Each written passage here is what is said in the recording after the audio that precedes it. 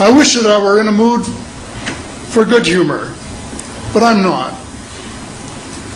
We are hell-bent in the direction of destroying our planet, and frankly, we appear to be doing very little about it. Decades ago, visitors from other planets warned us about where we were headed and offered to help. But instead, we, or at least some of us, interpreted their visits as a threat and decided to shoot first and ask questions after.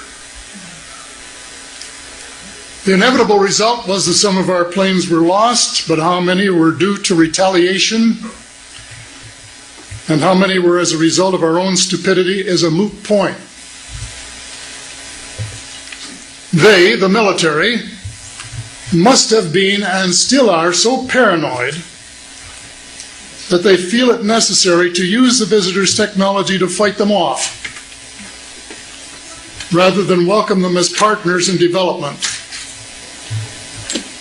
though they may have seconded a few renegades to assist them in what can best be viewed as diabolical developments. Stephen has said that talking about UFOs is passé, and that we should be talking or limiting our talk to exopolitics. Well, Stephen, I agree with you in theory, but in reality we have a problem when official U.S. policy insists that UFOs don't exist. The veil of secrecy must be lifted, and it has to be lifted now, before it is too late.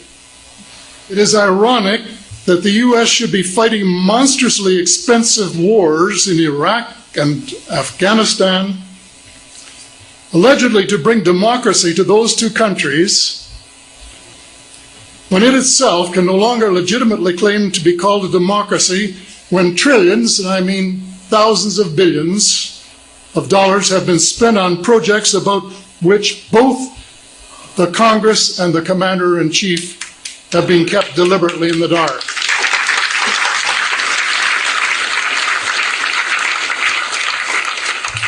How much has been accomplished in 60 years of feverish activity by some of the most educated minds in the United States?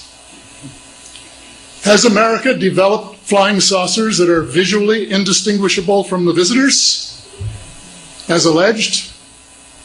And if so, what do they propose to do with them? Even more critical, what progress has been made in the development of clean energy sources that could conceivably replace fossil fuels and save the planet from becoming a veritable wasteland? Well, who has the answers? Someone does, but apparently they aren't telling either secretaries of defense or presidents because they don't have, quote, a need to know. In a story told by Dr. Stephen Greer, President Clinton was asked a question by White House reporter Sarah McClendon about why he didn't do something about disclosure. And Clinton replied, "Sarah, there's a government inside the government, and I don't control it." Excuse me, doesn't the Commander-in-Chief and the person who allegedly has their finger on the nuclear trigger have a right to know what his subordinates are doing? The people of the United States who have paid the bills have the right to know. The people of the world demand to know because it is our descendants too whose lives are in mortal danger. It is time for the people of the United States to launch a new war against the evil of lies, deceit, and darkness, and go all out to win the victory of truth and transparency and light. Thank you.